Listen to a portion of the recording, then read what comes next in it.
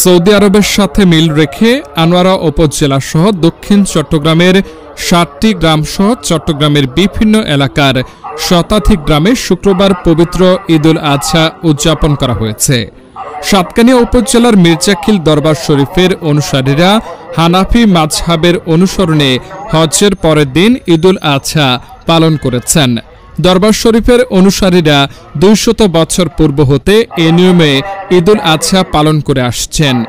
দরবারের অনুসারীরা জানান, শুক্রবার সকালে আনোয়ারা উপজেলার তৈলার দ্বীপ, বারখাইন, বরুমচড়া, খাসখামা, কাটাখালী ও রায়পুর এবং বাঁশখালী উপজেলার কালীপুর, চাম্বল, ডোংরা, শেখেরখিল, ছনুয়া, পুইছড়ি গ্রামে সকাল ৮টার সময় ঈদের জামায়াত অনুষ্ঠিত হয়।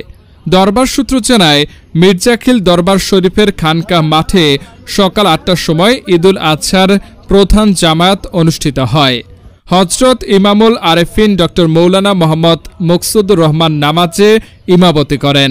দক্ষিণ চট্টগ্রামের আনোয়ারা, বাঁশখালী, পটিয়া ও সাতকানিয়া উপজেলার বাইরে চট্টগ্রামের শতাধিক গ্রামেও ঈদের জামাত শেষে পশু কুরবানি দেওয়া হয়।